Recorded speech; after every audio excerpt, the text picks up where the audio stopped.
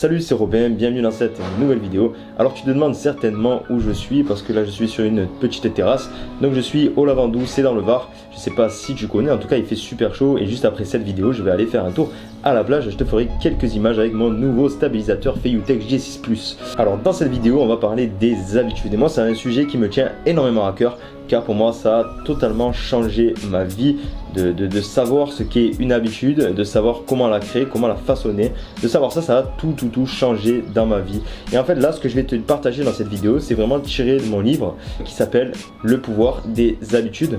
Donc si tu es intéressé, tu vas aller le voir plus en détail, je te mettrai le lien juste dans la description. Donc on va commencer tout de suite. Il faut que tu saches que les habitudes sont hyper puissantes. Pourquoi? Car plus de 40% de nos actions quotidiennes, journalières, sont faites de façon habituelle. C'est-à-dire qu'elles ne relèvent pas de véritables prises de décision, mais bien d'habitudes. Donc évidemment, si on comprend bien le mécanisme des habitudes, qu'est-ce qu'une habitude et comment elle se façonne, comment elle se crée, tu peux voir que ta vie pourrait bien prendre un énorme tourment. Donc voilà, dans cette vidéo, on va voir ensemble ce qu'est une habitude.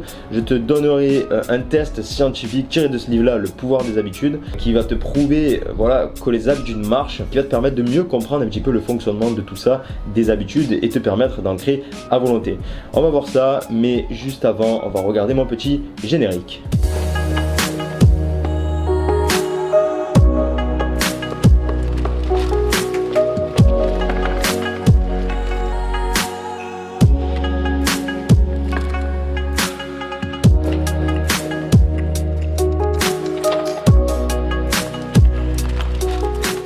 Alors, si tu es encore là avec moi, c'est que tu es intéressé par tout ça, par les habitudes. Qu'est-ce qu'une habitude? Alors, en fait, une habitude, c'est quelque chose que l'on fait de façon automatique. Si tu veux, on fait des actions en fait de façon un petit peu robotique. Comme par exemple, quand tu conduis ta voiture, tu es en mode automatique. C'est-à-dire que si quelqu'un te parle à côté, tu n'as pas besoin de réfléchir. Est-ce que je dois passer ma vitesse? Est-ce que je dois regarder à gauche? Est-ce que je dois regarder à droite? Qu'est-ce que je dois faire? Non. Tu sais ce que tu dois faire à l'avance parce que tu l'as appris, tu l'as répété d'innombrables fois. Et maintenant, c'est devenu un automatisme. Donc en fait, ça, c'est voilà une habitude. C'est une action automatique. Donc tu vois bien qu'en fait, on est quasiment à moitié robotisé dans nos journées. Donc le fait de créer des habitudes, d'innombrables habitudes, ça peut permettre énormément de faire des choses nouvelles, d'accomplir de grandes choses. Parce que comme je te l'ai dit tout à l'heure, 40% de nos actions quotidiennes, plus de 40% représentent pas de réelle prise de décision, mais bien des habitudes. Donc voilà, nous sommes un petit peu des robots derrière tout ça, tu vois. Pour te dire que c'est hyper puissant, si tu peux apprendre à conduire et faire ça de façon automatique, je te dis pas tout ce que tu peux faire d'autre, parce que conduire, honnêtement, c'est hyper compliqué pourtant. Imagine-toi créer des habitudes pour quelque chose, par exemple pour aller au sport, pour faire de la lecture. Tu peux faire de ça des habitudes et faire en sorte que à terme ça t'amène vers tes objectifs. Mais je m'égare, on va pas aller trop vite. Alors, pourquoi est-ce que maîtriser une habitude, ça peut nous aider? Par exemple, comme je viens de te le dire, si admettons tu as un projet de te bâtir un physique sur mesure, eh bien tu devrais prendre une habitude, c'est d'aller au sport. Au début, ça va être difficile et une fois que tu auras répété l'action, tu auras créé en fait l'habitude d'aller au sport, eh bien ça se fera de façon naturelle et ça sera même difficile de s'en défaire et de ne plus aller au sport. Moi par exemple, j'avais du mal avant d'aller à mes séances de musculation et maintenant c'est devenu une drogue, c'est devenu une habitude. Je sais que quand par exemple je rentrais à l'époque de mon travail, je savais que je devais faire telle action juste avant d'aller au sport, mais c'était une évidence, c'était une obligation. Voilà, donc les habitudes permettent de créer des actions automatiques qui vont t'amener à faire une action qui auparavant te paraissait déplaisante. Après, ça se fait automatiquement. Si tu ne la fais pas, tu te sentiras tout simplement mal. Aussi, fumer une cigarette, ça c'est une habitude, mais c'est une mauvaise habitude. Oui, les habitudes sont bonnes ou mauvaises. Malheureusement, le cerveau ne fait pas la différence avec les bonnes et les mauvaises habitudes. Donc si tu as pris cette mauvaise habitude de fumer ta cigarette, que tu la fumes vraiment inconsciemment parce que tu as une petite envie, mais voilà, en fait ça c'est surtout des habitudes. Moi qui ai arrêté de fumer, je peux te dire que c'est vraiment des habitudes. Je peux te dire que énormément de fois je sortais une clope, je fumais mais par habitude parce que j'étais avec 2-3 potes qui étaient en train de fumer aussi, donc je me sentais un peu obligé de faire ça et je faisais ça de façon inconsciente, alors qu'au final cette clope ne me plaisait pas forcément, sur le coup j'avais pas vraiment envie de la fumer. Retiens bien ça, ton cerveau ne fait pas la différence avec les bonnes et les mauvaises habitudes, à toi de les gérer au mieux. Donc premièrement, la base de la base, avant de pouvoir savoir comment créer l'habitude, on va essayer de la comprendre. Donc l'expérience que je vais te partager dans cette vidéo, c'est pas tiré de mon invention, c'est bien d'un livre, et ce livre c'est Le pouvoir des habitudes que je t'ai énoncé juste avant. Le thé c'est très bon pour la santé, alors là c'est du Earl Grey. Bon, c'est pas le meilleur des thés étant donné que c'est un thé basique, tu vois, en sachet classique.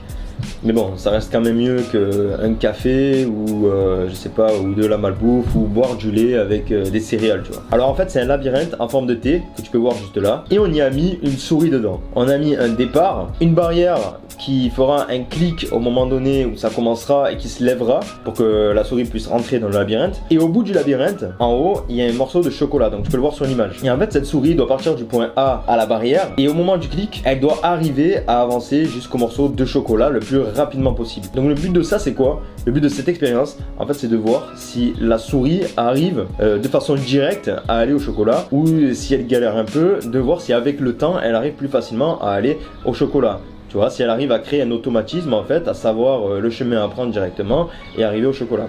Donc tu vas voir, les résultats de cette expérience sont vraiment surprenants. Alors notre souris est voilà, au point de départ, avant le clic. Qu'est-ce qui va se passer à ce moment-là? Je te mettrai un graphique juste là pour te montrer en fait l'activité du cerveau de la souris. Tu peux voir qu'il y a énormément de barres qui sont élevées et en fait ça correspond à l'activité du cerveau. Le cerveau réfléchit énormément au départ parce qu'en fait il est un petit peu en mode panique, un petit peu je sais pas où je suis. Évidemment c'est la première fois qu'on a mis la souris ici. L'expérience démarre, ça fait un clic, la barrière se lève et la souris en fait doit avancer jusqu'au chocolat. Et en fait que fait la souris au début pour la première fois? Eh bien elle va galérer, c'est-à-dire qu'elle va se tourner vers les murs, elle va galérer, elle va pas savoir où aller, elle va réfléchir. Tu peux voir sur le graphique, son cerveau est en activité énorme du début à la fin. Tu devines que la souris va y arriver, mais ça va être compliqué. Ce qu'ont fait les chercheurs, c'est qu'ils ont recommencé cette expérience tous les jours, pendant 1 à 2 semaines.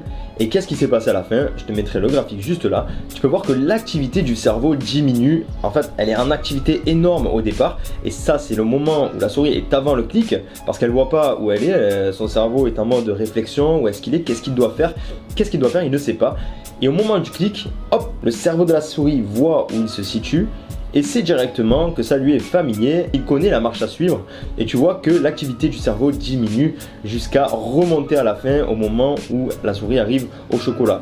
Pourquoi il a diminué? Parce que la souris connaît le chemin, elle y allait de façon beaucoup plus directe et elle n'a pas tourné à droite où il n'y avait pas le chocolat, elle a tourné directement sur la gauche où il y avait le chocolat. Simplement le cerveau a continué à faire une activité énorme au moment où elle a trouvé le morceau de chocolat. C'est le moment où le cerveau se demande s'il a bien réussi, s'il mérite justement cette récompense. Et donc ce que tu peux voir par cette expérience là, c'est que pour créer une habitude, il faut toujours un déclencheur. Ensuite il y a une routine et ensuite il y a une récompense. Et en fait l'habitude, qu'est-ce que c'est? C'est le moment de la routine, c'est le moment entre le déclencheur et la récompense. Voilà, donc la chose très importante qu'il faut que tu saches lorsque tu dois créer une habitude, c'est qu'il faut une récompense toujours à la fin. Il va toujours te falloir une récompense pour que l'habitude soit vraiment ancrée à l'intérieur de toi. Parce qu'en fait le cerveau va retenir la récompense et si la récompense est suffisamment grande, elle est suffisamment plaisante, le cerveau va décider de retenir cette habitude ou pas. Si c'est une chose que tu fais et la récompense à la fin n'est pas si terrible que ça ou elle en vaut pas trop la peine, tu peux être sûr et certain que cette chose là ne va pas vraiment perpétuer sur le temps.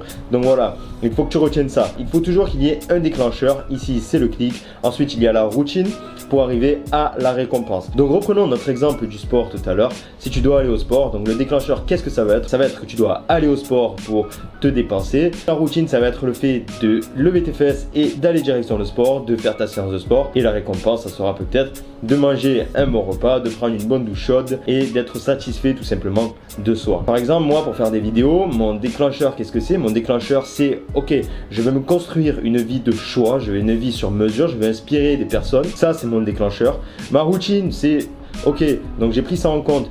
Donc je vais prendre mon appareil photo, je vais tout mettre en place, je vais tourner ma vidéo. Et ma récompense, qu'est-ce que c'est? Ça va être la mise en ligne de la vidéo. Voilà, c'est très important, c'est le schéma de l'habitude. Reprenons l'exemple aussi de la cigarette. Même si c'est une mauvaise habitude, ça reste une habitude.